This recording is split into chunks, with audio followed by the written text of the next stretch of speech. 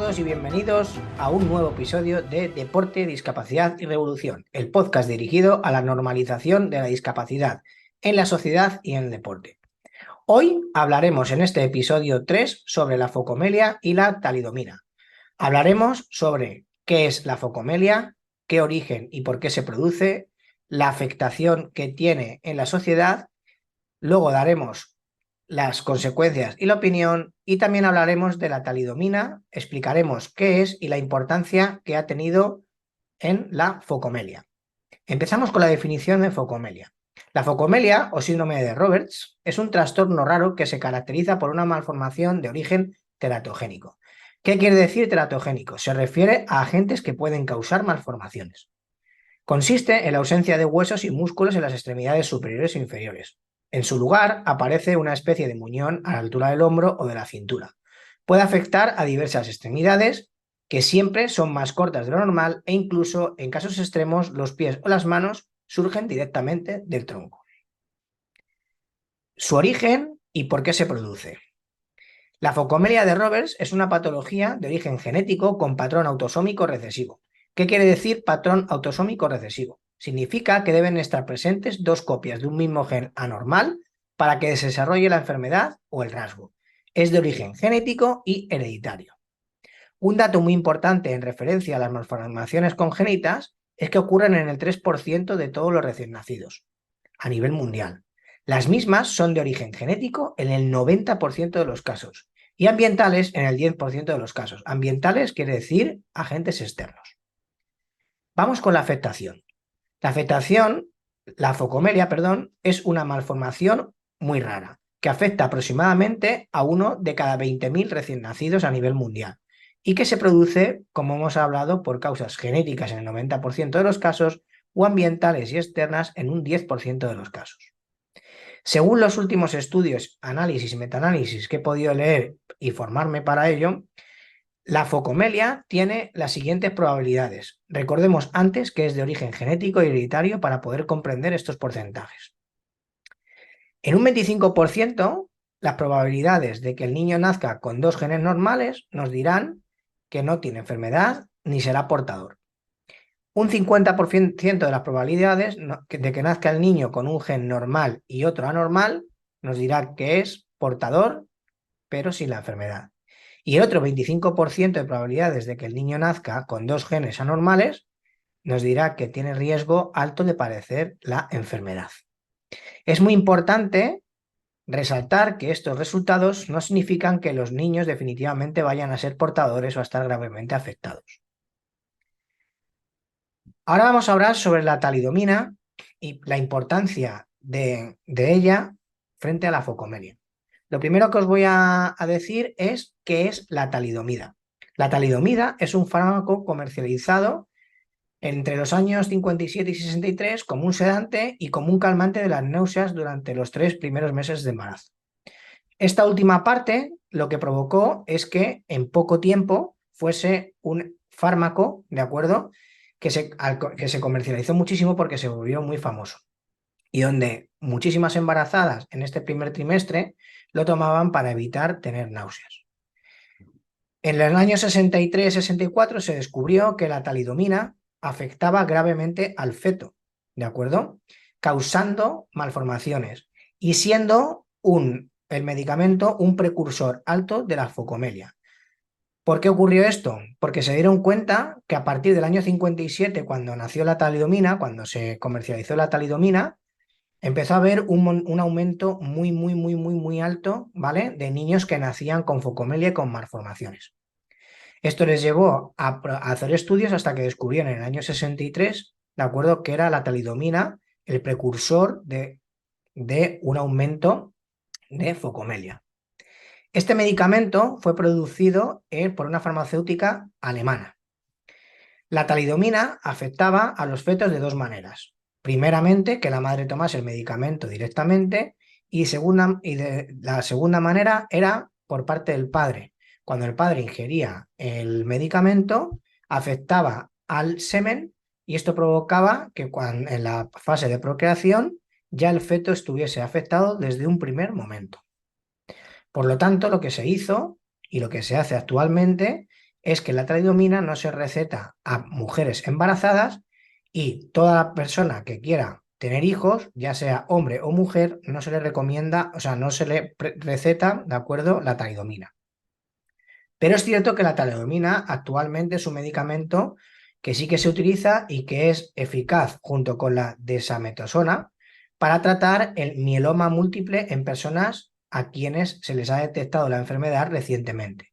Y también se usa, ya sea sola o con otros medicamentos, para tratar el ENL, que es para evitar los síntomas cutáneos del eritema nodoso leproso. Pero obviamente está contraindicado tanto para embarazadas como para hombres que están buscando tener hijos. Ahora vamos a tratar, de acuerdo, la última parte sobre las consecuencias, de acuerdo, y opinión. En este caso, os voy a hablar sobre la incidencia que puede tener un agente externo, de acuerdo, en una enfermedad que luego va a generar una discapacidad como es la focomelia. La focomelia es una enfermedad de origen congénito, de acuerdo, y de genético, pero hemos visto que hay un 10% que lo pueden producir agentes externos, agentes ambientales. En este caso, ¿vale? En la focomelia, que es uno de esos tipos de enfermedades, de acuerdo, genéticas, vemos que en los años 57-63, al salir la talidomina, se disparó los aumentos, de acuerdo, de nacimientos con niños con malformaciones, con focomelia. Con esto, lo que quiero hablar con todos vosotros y lo que os quiero comunicar con todos vosotros es que nunca estamos exentos ni de tener nosotros una discapacidad, ni que de nuestros hijos lo puedan tener, aunque vaya bien en este caso el embarazo. Fijaos que es en un 90% genético y en un 10% con un agente, y durante esos años ese 10% aumentó drásticamente hasta que descubrieron que la talidomina era un precursor de la focomelia. Con esto lo que quiero transmitiros es que la normalización es más importante aún sobre las discapacidades, porque puede haber cualquier agente externo que provoque un aumento en la sociedad de discapacidad. Y cuanto más normalizado tengamos esta parte y cuanto más normalizado tengamos la discapacidad en la sociedad, y obviamente en el deporte, que en esa parte es la que me toca a mí también, ¿de acuerdo?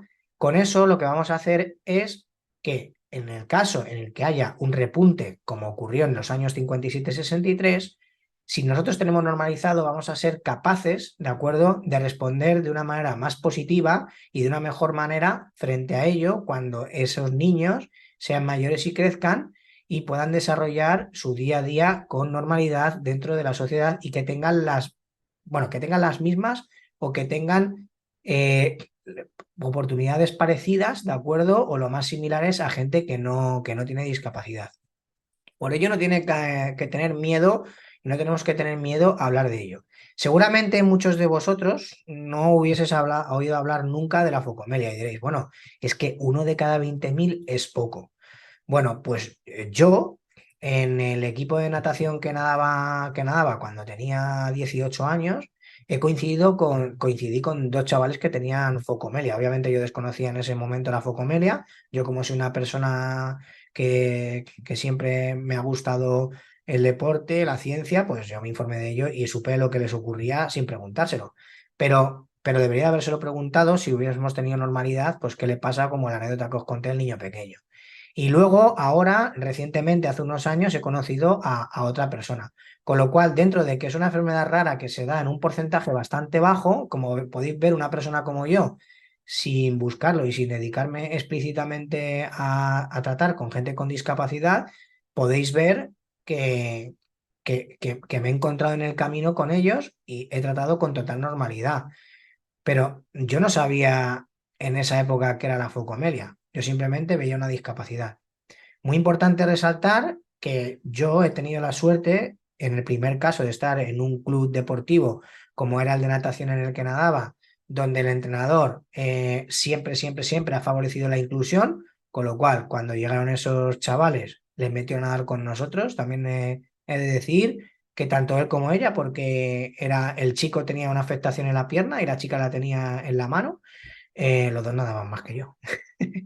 O sea que vamos, pero desde el primer día han estado nadando con nosotros, han entrenado y luego además ellos han llegado, uno de ellos incluso ha llegado a estar en las Paralimpiadas, ¿de acuerdo? Pero desde el primer momento ese entrenador decidió incluirles. Y eso lo que hizo es una integración brutal dentro del equipo y encima esos chavales, de tres que había, dos han ido a las Paralimpiadas, para que veamos lo importante que es el conocimiento de la enfermedad y el tratarlo con normalidad.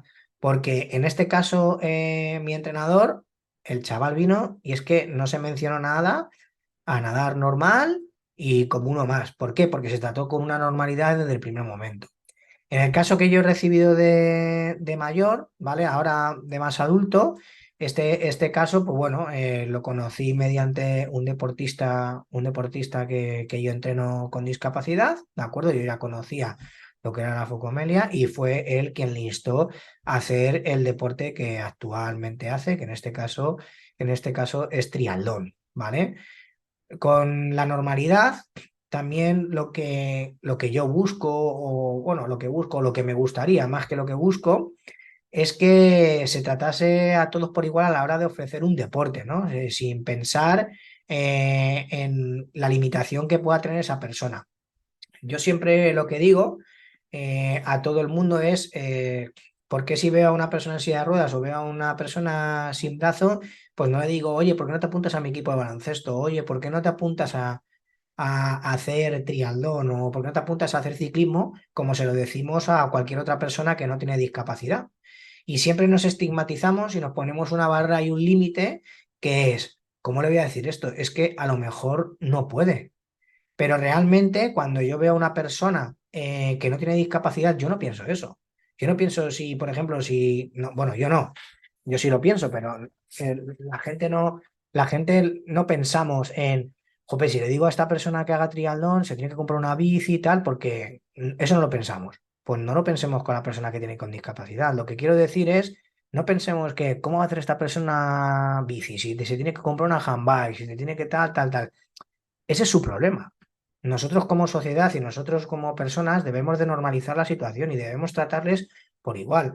Oye, yo me acerco a ti, David, tú tienes una base en silla de ruedas. Oye, ¿por qué no te apuntas a mi equipo de triatlón? Ya verá él si puede, si le gusta, si no le gusta. Ya verá él las bicis donde se la tiene que comprar. Ya verá él con quién pregunta, a quién no pregunta.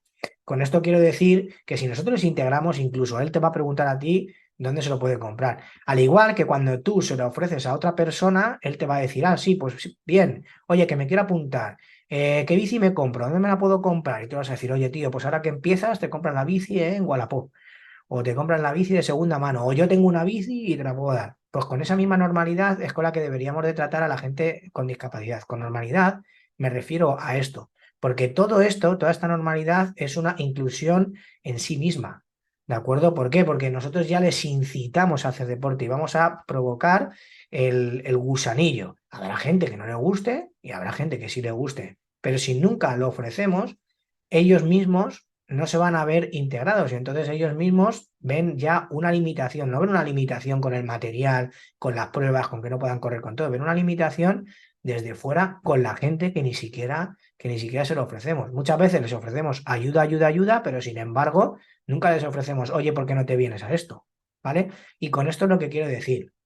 Y es muy importante, en este caso, este podcast, este episodio 3 sobre la focomelia, porque aquí podemos ver que de la noche a la mañana, durante unos años, simplemente por un medicamento que no se había estudiado bien o que no se sabían bien sus consecuencias, hubo un aumento brutal de esta enfermedad, de acuerdo genética, por un agente externo. Y recordemos que al ser una enfermedad genética hereditaria, toda esa gente que lo padece, ¿de acuerdo?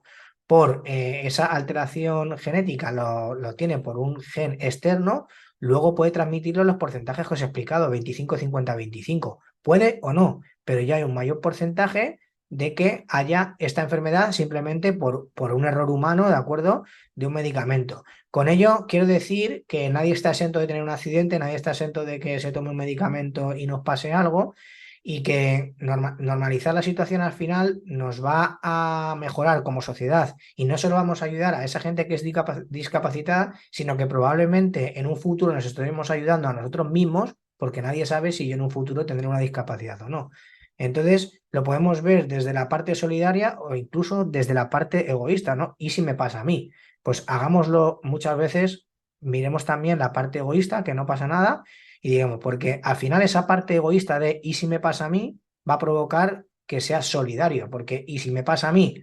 Voy a intentar tratarlo de diferente manera y al final, de manera indirecta e incluso directa, voy a ayudar a toda esa gente que a día de hoy, ¿vale? Lo padece. Entonces, pensemos en eso. Reflexionemos en eso para conseguir normalizar todo. Espero que este nuevo episodio os haya gustado, que hayáis aprendido qué es la focomelia para cuando la veáis ya lo visualicéis y digáis, ah, pues mira, ya sabemos qué tiene, no hay ningún tipo de problema más allá. Y luego también, bueno, pues que esta reflexión nos haga pensar y nos haga ayudar a seguir normalizando la discapacidad en la sociedad y en el deporte. Un abrazo y nos vemos en el siguiente. Muchísimas gracias.